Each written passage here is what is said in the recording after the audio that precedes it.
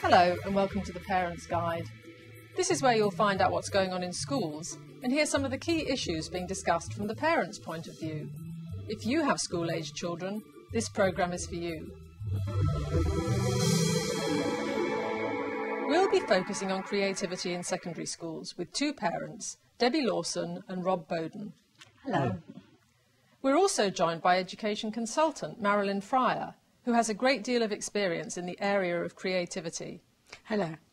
We've been looking at some programmes from Teachers TV and we'll be showing some extracts during our discussion.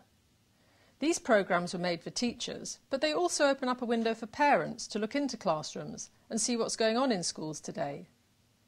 History is brought alive in our first clip, featuring students at Holbrook High School. Teacher Dale Banham and his Year 9 class create multimedia presentations based on the Battle of the Somme. The aim is to produce a credible record of what it was really like.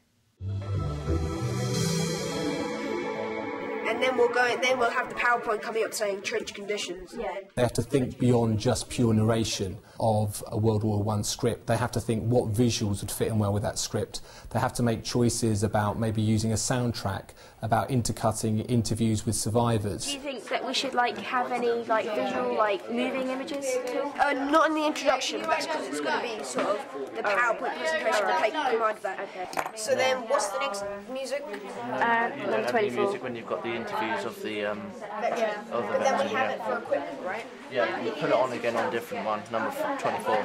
Oh yes, we talk about howitzers in there, so we need to get a really good picture of a howitzer. Oh yeah, you can look through James' video. So would you go with Adam? I'll go with Adam. Okay, then you guys are doing the video. Jim, you and me have got to get going now to do PowerPoints. Yep. Daryl, do you mind if we could have your help for the moment because we need to do a PowerPoint presentation? They have to think carefully about what kinds of visuals to use, whether to use moving or still images, photographs or cartoons or actual extracts from a film such as the Battle of the Somme. So the whole process to them comes to life because they're having to think creatively, they have to have a real sense of audience, but at the same time they need to realise that history is not just about entertainment. That's not really that readable. No.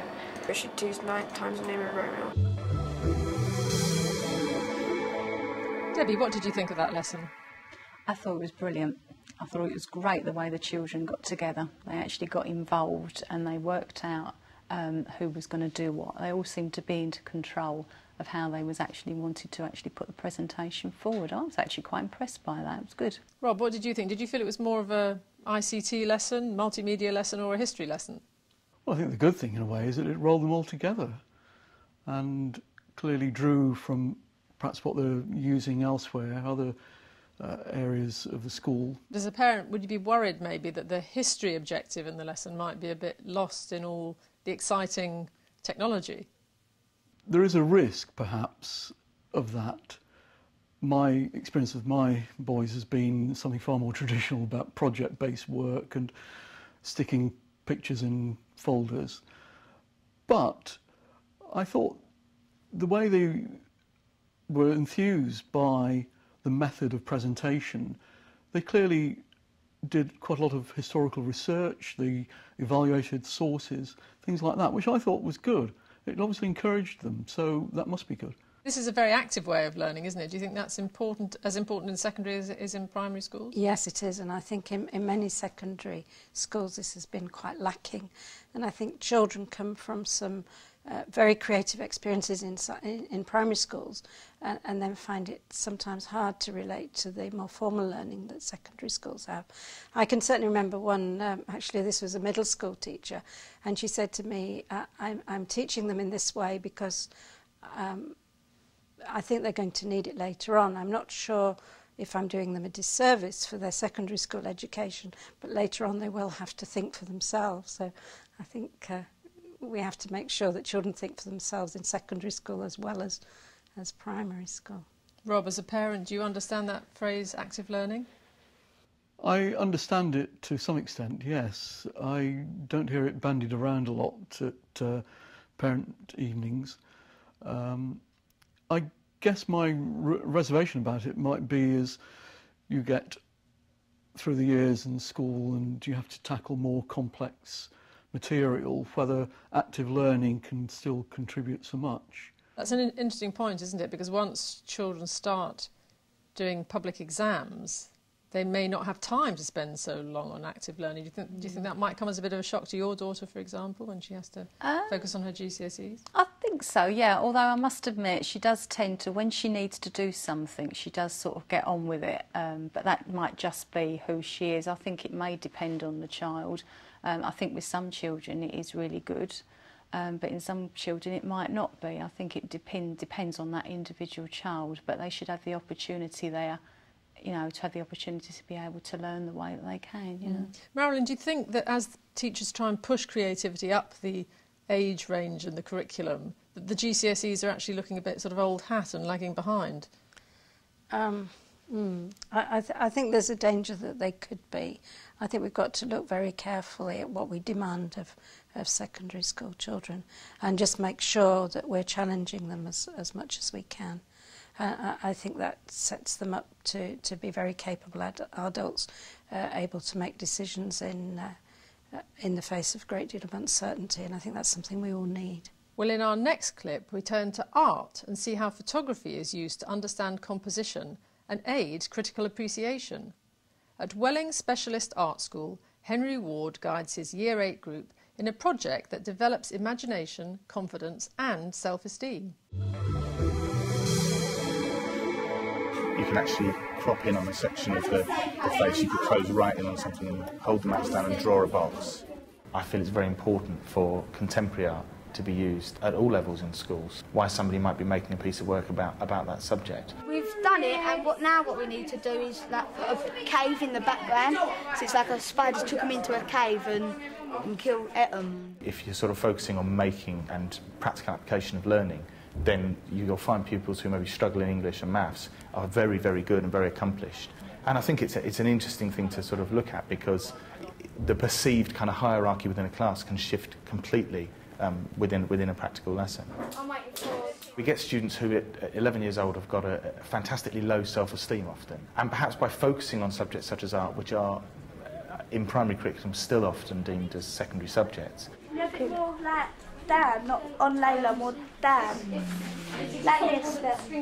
We've got pupils discovering that they are intelligent, they are imaginative and bright and interested in the world, and that it gives them an opportunity to both to illustrate that, but also to realise it for themselves and to grow as individuals. And I think that thing about them then developing confidence to take into other subjects is very true. Right, well done. I think that was brilliant. We've got masses and masses done.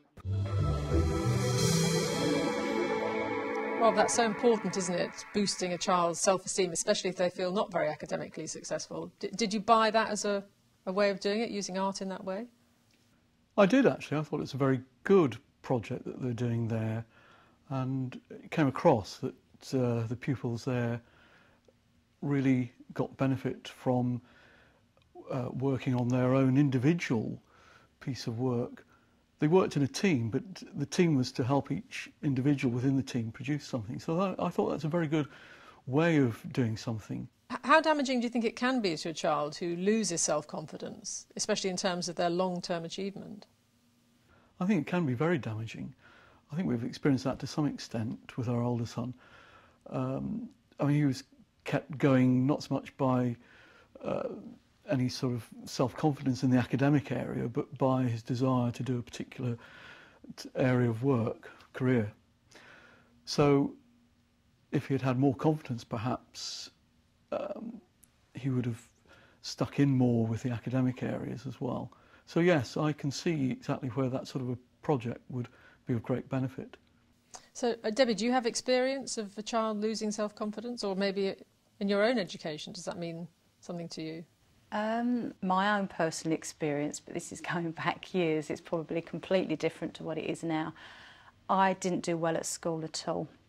I lacked the confidence. I was never one of these children to put my hand up if there was a question. I used to always sit back because I used to feel really shy in coming forward, and I never had the teacher coming over to me saying, you know, what do you think? as a one-to-one, and I felt very embarrassed to actually sort of put forward or anything. So yeah, it's interesting that, Marilyn, isn't it? We haven't talked about shy children really, but they're often the ones in the class that don't put themselves forward. They don't speak much. They can get ignored. Yes. Can this approach do a lot for them? Oh, absolutely. Yes. I think self-confidence is very important, not only for academic achievement and for their creative ability, but also for their development as an individual, which for me is what education is mainly about. We do some assessments of creativity, and they include a self-esteem questionnaire, and I've been amazed at how many children feel that they're not valued, and I find that really sad. So building confidence is extremely important.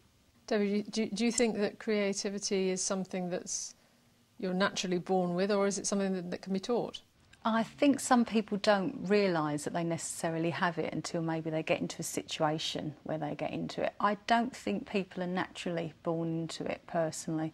I think it just depends what opportunities are put ahead of them throughout their life. Marilyn, can everybody be taught how to think more creatively? Yeah, I'm absolutely sure that the majority of us can, yes.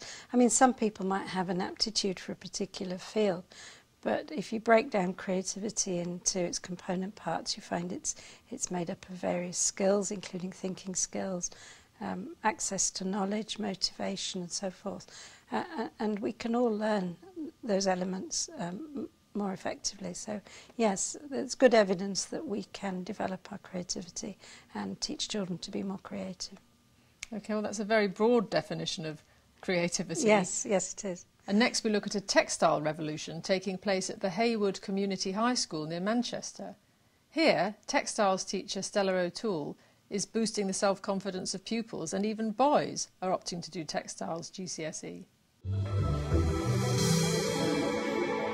For the first time in the history of education in Haywood, 3 boys have opted to take textiles to GCSE. I was delighted when I actually had 3 boys opt for textiles this year. We were counting through the slips. They have like a paper slip to decide their option, and I was going through them all hoping, and I was delighted. I knew one boy was definitely going to take it, but I was amazed that there was 3.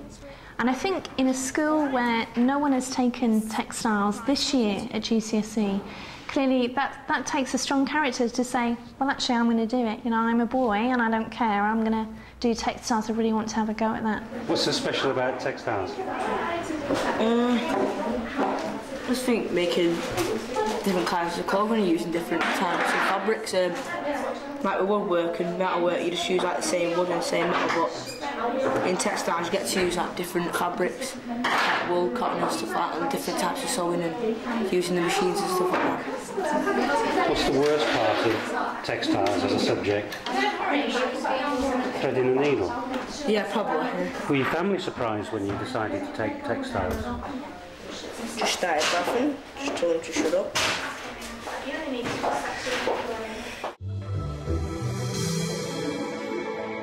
Debbie, well that film's a reminder, isn't it, that often the creative subjects are associated with girls. What did you think about that idea of trying to get more boys interested in them? I think it was good. I think a lot of it was because it was called textiles.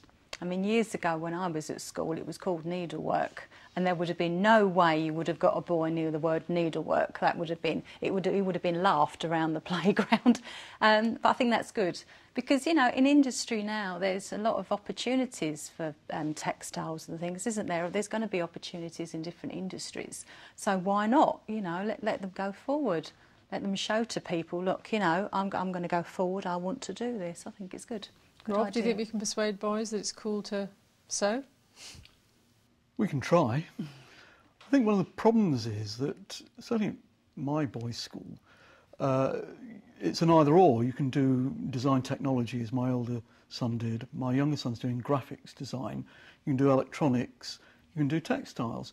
So really, it's a competitive market in a sense. And so you've got to persuade boys to do textiles rather than things that might be seen more traditionally as boys' areas, like electronics. Marilyn, that's an important point, isn't it? Because we're back again to the timetabling, the pressure of the exams, the choices, options that children have to make, often crowd out the opportunity to be creative. Yeah, I mean, again, I think it does come down to whether the teacher can enable creativity within their subject. But I agree with Rob, it's difficult when you have to choose between a range of subjects that you might want to do. But I also think it's odd that we don't see boys as sewing, because for years and years men have called themselves tailors and they sew, and that's acceptable. So perhaps it's how it's packaged. It's interesting, Rob, because that teacher, I believe, had a background outside teaching in industry, and do you think that might be the way into making it more interesting to boys? It could be, yes. Certainly give her a status, I think, that maybe somebody just become a teacher at the start of their career and that's all, wouldn't have. So I think, you know, she probably has quite a lot of credibility amongst the pupils. But Debbie, how much do you think that it is down to the individual teacher, and that maybe some teachers are subconsciously perpetuating these gender stereotypes by pushing girls towards one area of curriculum and pushing boys towards another? Yeah, I mean, I actually believe, I mean, I may be very controversial in saying this, but I feel that when you have the teachers there, I feel that it would be a lot better if you had a lot more people who came from the outside in, because they have the enthusiasm for that particular subject, and they don't have any stereotypes about, oh, you know, this is boys' subjects, this is girls' subjects. They just want to push forward their particular subjects. What do you think, Marilyn? Do you think schools should be bringing more experts in? Yes, I do. One of the things we've been doing recently is interviewing young people seeking work, particularly young people from ethnic minorities, and those who are finding it difficult. This is a Bradford Equal EU project. And they've all said, we wish more and more people would come in from industry to tell us what the options are, because when we're choosing our options, when we're looking to careers, we really don't know what's out there. And are there schools that are doing this now? Yes, but I feel that, again, there are problems with the timetable and how much they can do that. So they've got to be quite creative about finding the space and the time for people to come in. And I think there are quite a lot of employers who are willing to do it if a route can be found to enable that. Well, now we're going to turn to music and visit Springwood High School in Norfolk, where the teachers are using technology to combine traditional music with modern music. This clip challenges expectations about what can be achieved in the classroom. What music technology does at a basic level, it allows for all the children in the class to engage in a productive, worthwhile way with starting to make music. The challenge from that point on for music departments is to look at ways they can use technology, and maybe it's to do with increasing the range of software they provide, so that those pupils who have been hooked can continue to make music which they find stimulating, challenging and worthwhile. These are pieces of work which aren't finished. The first exhibit from the far corner. And then at the end of the lesson, what we try to do is then play some examples that the students have done so that they can see that, yeah, they're doing wonderful things. And I don't just choose those musicians that have got grade 6 flute. Yeah, I will also choose those people that come in at the beginning of the year going, I'm not a musician, so I can't find my way around a keyboard.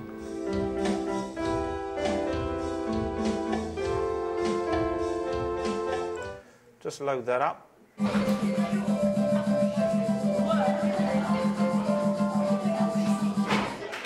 Short and sweet.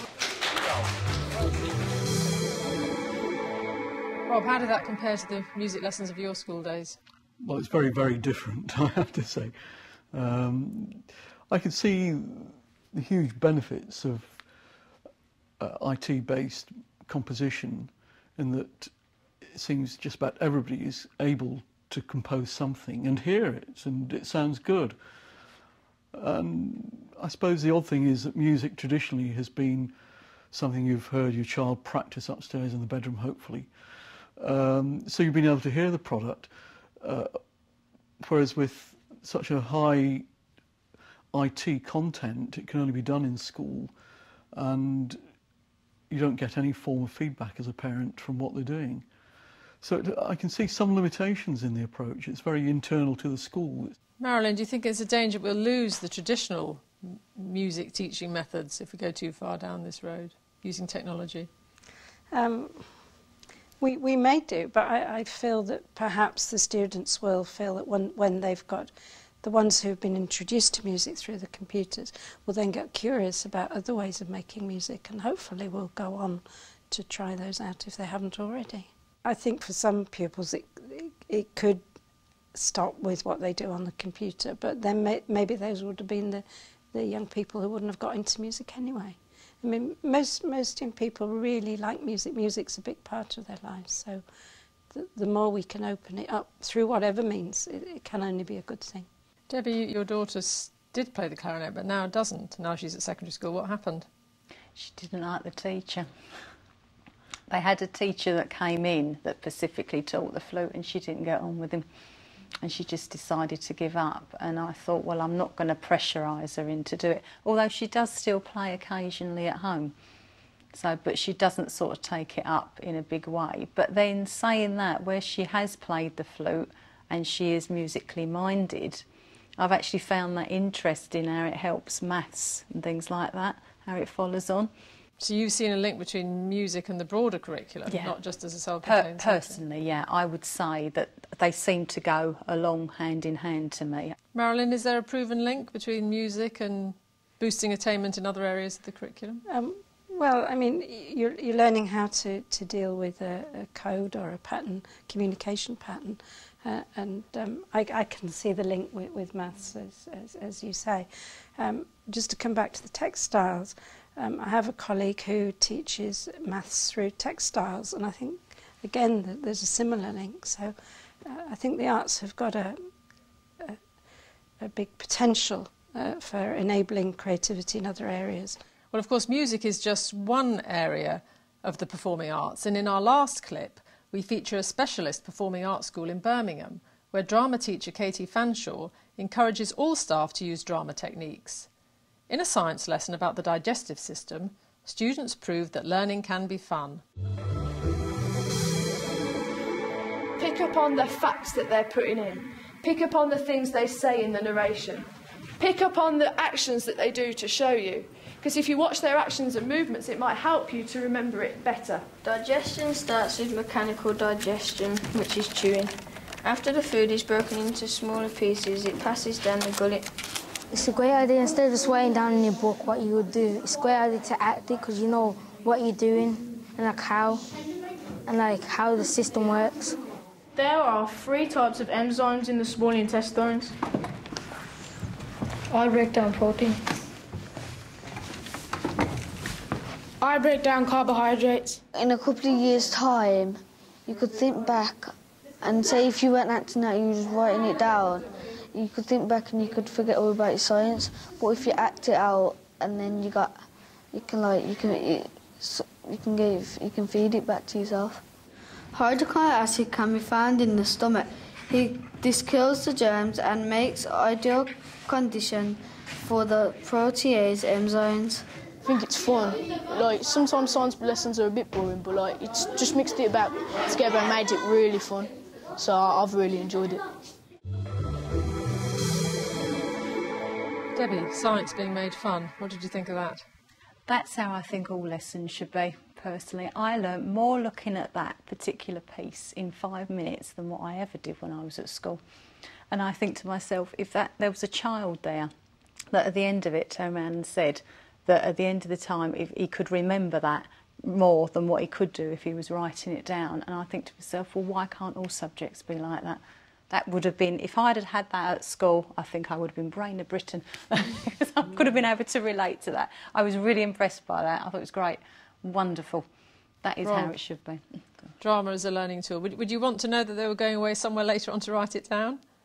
Well, I suspect that if not having written it down beforehand, had been through the whole digestive process in the classroom and then had done the drama work as a result of that, and this was almost in a way confirmation and a memorising tool. It did remind me very much of more of a primary school approach, and I guess the question is how far up the school ladder you can take this. Debbie, it reminded me a lot of a primary school assembly, and I was wondering whether you thought it would be helpful if parents were invited in to watch those sorts of lessons, just so they could see at secondary school that children were learning in the same sort of way. Yeah, I would say so. Yeah, definitely, because at least you could turn around and say, oh yes, there is a consistency going on here. Yeah, I would. But there's a problem, isn't there, a bit with secondary school pupils who don't necessarily want to see their parents in the school during the day. Do you think that could be a problem? Or could they not video it? Maybe. Maybe, because, I mean, yes, there is, isn't there, at secondary school. When they get to a certain age, they don't even want to know that their parents exist sometimes. So, yes, you're right. But could maybe the school not do a video, maybe, of a lesson or something like that, and say to the parents, here's the opportunity, have a special evening where they invite just the parents along and say, look, we've got some videos that we've taken of the classes that we've been doing this. Tell us what you think. Marilyn, what do you think of that idea? I think that's a brilliant idea. I think that would be really good. And I very much support the idea of educational drama. And coming back to Rob's point about writing, I think it's possible to integrate the writing with the drama itself, so that becomes part of the whole project. So, I mean, drama is really the ultimate active learning experience, isn't it? Because you're using so many of your senses at the same time. Do you think it's got enough of a place in the curriculum now? The secondary school my boys have gone to and are going to, yes, I think it's quite a strong department, drama. But I'm not sure about it being used across the curriculum so much. In a sense, the first piece we saw, where they produced a documentary of the Battle of the Somme, in a sense that was drama. So clearly they were just naturally doing it. I mean, in the last piece we've seen, the drama teacher actually runs classes for the teachers. So, I haven't come across that at all. I suspect that's quite unusual. And if you were going to use drama more widely across the board, you might have to do something like that. I suspect there's quite a lot of teachers who would be quite uncomfortable about using drama extensively. So just to look at creativity more broadly, Debbie, I mean, how far do you think we should be really encouraging it to be spread across the secondary curriculum rather than just having it almost as an out-of-school activity, which it can become in some schools? I think if you had a school that maybe older teachers who are taught in the old values of things, that could be a really hard problem trying to persuade them. But I think the schools should be given the opportunity to do it. And again, not necessarily would it go forward in all subjects, but I think it should, at the end of the day, opportunity has to be there, whatever subject it's in. Well, I think most parents would probably agree with that comment, but we have to end it there. You can have your say, though, by emailing parents@teachers.tv, and you can find all the information about programmes you have seen and more on our website at Teachers TV, details at the end of this programme. Thanks to my guests, Marilyn, Debbie and Rob. Goodbye. And from myself, Fiona Miller, thanks for joining us, and until next time, goodbye.